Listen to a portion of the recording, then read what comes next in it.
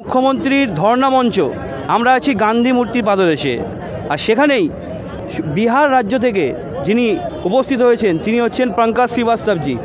তিনি সোশ্যাল মিডিয়ায় এক জনপ্রিয় মুখ। সেই पंकज श्रीवास्तव जी সঙ্গে আমরা কিছু বার্তালাপ করে নেব যে স্যার, आज जो निर्वाचन आयोग ने ममता बनर्जी को 24 घंटा बैन किया है उनका प्रचार के लिए, क्या बोलिए? निर्वाचन आयोग नहीं है, ये मोदी का चुनाव आयोग है और ये मोदी सरकार की रखेल बनकर काम कर रही है, हाथों की कठपुतली बनकर काम कर रही है। चुनाव आयोग क्यों नहीं भारतीय जनता पार्टी के उन बरबोले नेताओं पर बैन लगाती है जो लोग बंगाल के चुनाव में धार्मिक उन्माद, जातीय उन्माद फैला रहे हैं, जो लोग गोली मारने की बात कह रहे हैं, जो लोग आपने वही एजेंडा फिर फिक्स किया गया शाहीन बाग की तरह। जो भाजपा का केंद्रीय मंत्री अनुराग ठाकुर ने कहा था कि देश के गद्दारों को गोली मारो सालों को, क्या यहाँ बंगाल की जनता गद्दार हैं? इन भाजपा के गंवार नेताओं को स्कूल भेजो सारों को, जो अनर्गल बयान देते हैं। एक संवैधानिक पद पर दिलीप घोष जैसे नेताओं ने किस तरीके के बयान दिया था, बरमुड्डा पहन लो, गोली मारो, ये करो। दिलीप घोष के बाप का जागीर है ये देश, बंगाल उसके बाप की बपौती है। किसने अधिकार दिया? चुनाव आयोग और केंद्रीय एजेंसियां उसके हाथों की कठपुतली बनकर खेल रही है। क्यों नहीं भारतीय जनता पार्टी पर बैन लगाया गया? क्यों नहीं उनके रैलियों पर बैन लगाया गया? किसके इशारे पर बंगाल में 8 चरणों में चुनाव कराया गया? ये सब आप समझिए एक एजेंडा है भारतीय जनता पार्टी को फायदा पहुंचाने का। और जिस साजिश षड्यंत्र प्रयोग के तहत बंगाल में 8 चरणों में चुनाव कराए गए ताकि भारतीय जनता पार्टी के लोगों की लाज शर्म बचाई जा सके। सुबह सुतारी या काहे का व्यापारी? आपके पास पोलिंग एजेंट नहीं है, आपके पास कैंडिडेट नहीं है, आप चुनाव जीतने की बात कह रहे हैं। जितनी ताकत आपने बंगाल के चुनाव में झोंक रखी है, अगर देश के मजदूरों के लिए झोंका होता तो आज देश के लोग सड़कों पर पैदल नहीं मर रहे होते। लॉकडाउन के दरमियान माँ बहनें सड़कों पर बच्चों को जन्म नहीं दे रही होती, बैलगाड़ी से बैल नहीं छिन रहा होता। मोदी जी कुछ तो शर्म करो। लेकिन ये प्रधानमंत्री जी इतना बेशर्म है कि 5 लाख का बूट, 10 लाख का सूट, 24 घंटा बोलता झूठ पर झूठ। जिस तरीके से आपने देखा सुप्रीम कोर्ट के मुख्य न्यायाधीश राफेल फाइल पर दलाली खा रहे थे, आज चुनाव आयोग के जो मेन अधिकारी हैं वो भाजपा सरकार की दलाली में इतने मशगूल हैं कि उनको भारतीय जनता पार्टी का कुकीर्त नहीं दिखता। कुछ दिन पहले कोचबिहार में शीतलकुची में कुछ जवान सीआरपीएफ की गोली से मारा गया, इसमें भी राजनीति किया जा रहा है। बिल्कुल, ये जानबूझकर एक साजिश षड्यंत्र प्रयोग का हिस्सा है। समझिए, भारतीय जनता पार्टी के लोग लगातार साजिश करते रहे और ये कहीं ना कहीं गृह मंत्रालय के इशारों पर ये कुकृत्य किया गया। गोली मारने का आदेश हमारा संविधान सीने में और पेट में नहीं देता, पाँव में मारने की इजाज़त देता है। तो क्यों मारा गया सीने में? और ये एक शगुफा छोड़ने जैसा है, माहौल क्रिएट करने जैसा है कि अर्धसैनिक बलों से वहाँ तृणमूल कांग्रेस के लोगों की झड़प हुई, जबकि बात ऐसी नहीं है। वो बच्चे खेल रहे थे और जब बच्चे खेल रहे थे कहासुनी होते होते बात बदल गई।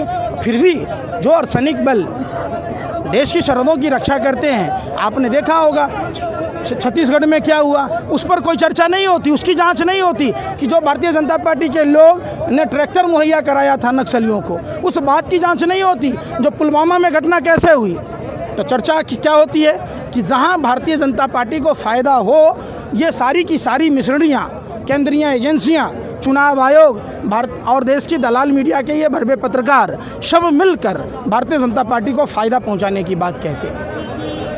अमित शाह जी यहाँ आ रहे हैं और बोल रहे हैं कि 200 से ज़्यादा सीट से बंगाल चुनाव जीतेंगे, क्या बोलेंगे आप? अमित शाह तो दिल्ली में भी कहा था, हरियाणा में हाफ, झारखंड में साफ, दिल्ली में बाप रे बाप, बंगाल में होगा इनका मुंडन साफ। कहाँ सपना देख रहे हैं आप? समझिए, वो देश का पैसा ले रहे, देश के जनता के टैक्स से पैसों से ले रहा। अरे तरीपार, तुमसे गृह मंत्रालय नहीं संभल रहा। तुम पैरों में पैजाब पहन लो, हाथ में चूड़ियाँ पहन लो, नाच लो किसी कोठे पर मुजरा। तुम देश के गृह मंत्री हो या पार्टी के भाजपा के मंत्री हो, आते हो यहाँ ठुमका लगाते हो, कहते हो कि बंगाल में घर घर में बम बनाने की फैक्ट्री है। शर्म नहीं आती? एक गृह मंत्री जैसे हम पद पर बैठे हुए लोग बंगाल की फिजा को बदनाम करते हुए और फिर उसी बंगाल में वोट मांग रहे हो। बेशर्मो, शर्म करो, मुंह में काली पोत कर चुल्लू पर पानी में डूब मरो। ये सब जगह घूम घूम के प्रचार करते। एक बात बताइए, ड्राइवर अगर गाड़ी नहीं चलाए, मास्टर साहब अगर स्कूल में नहीं पढ़ाएं, डॉक्टर साहब इलाज ना करें, आप अगर एंकरिंग ना करो तो चलेगा क्या? तो देश का प्रधानमंत्री, गृह मंत्री, तमाम मंत्री चुनाव में प्रचार करेगा? इनका बस नहीं चलता है। नहीं तो यूपी के प्रधानी चुनाव में भी पर्चा बांट रहा होगा। प्रधानमंत्री पद की और गृह मंत्री के पद की गरिमा को धूमिल कर दिया। ये तारीपार कौन होता है? जो समाज में रहने लायक नहीं होता है, उसको हमने दे दिया। आपने देखा सीबीआई के कस्टडी से सोना चोरी हो गई, चर्चा हुई क्या उस पर? राफेल में दलाली किसने खाई, चर्चा हुई क्या उस पर? पुलवामा घटना कैसे हुई, वो कार किसकी थी जिस कार में RDX था, जो पुलवामा के समय पदस्थापित था DSP देवेंद्र सिंह, उस पर कार्रवाई की बात हुई क्या? ये तमाम मुद्दे हैं। वही DSP देवेंद्र सिंह 12 लाख रुपया लेकर दिल्ली चुनाव में आतंकवादी को ला रहा था, उस पर नहीं कार्रवाई हुआ। ये रिश्ता क्या कहलाता है? ये तमाम जो मुद्दे हैं आप देखिएगा तो ये लोकतंत्र की हत्या की जा रही है और बंगाल की जनता को पूरे देश के अस्तित्व को बचाना है। ये देश की दूसरी गुलामी की लड़ाई है, आज़ादी। ये बंगाल की धरती जो है ऐसे शूरवीरों को पैदा किया जो सिर्फ भारत को ही आज़ाद नहीं कराया, विश्व के कई देशों को आज़ाद कराया। तो आज सिर्फ बंगाल को कंगाल होने से नहीं, पूरे देश को कंगाल होने से बचाने की ज़रूरत है। आयोग ने ममता बनर्जी को जो 24 घंटे के लिए बैन किया है, इससे तृणमूल कांग्रेस के कितना नुकसान है? तृणमूल कांग्रेस को इसको एक पैसे का भी नुकसान नहीं होगा, पहली बात, क्योंकि पश्चिम बंगाल के अंदर में मोदी अपने जाल में फंस चुके हैं। जो चीज़ मोदी सोच रहे हैं कि बंगाल की जनता ममता बनर्जी के साथ नहीं है, उनकी बहुत बड़ी भूल है।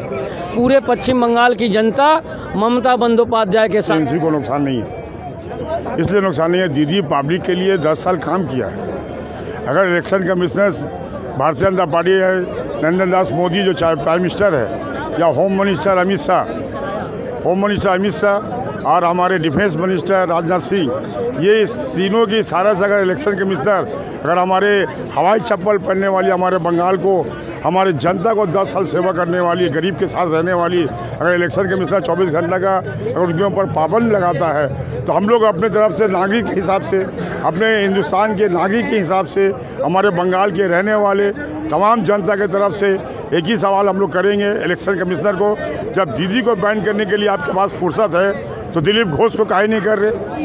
राज्येर मानुषेर काछे एकटाई अनुरोध करब जे आपनारा जे डाले बसे आछेन सेई डालटी दया करे काटबेन ना।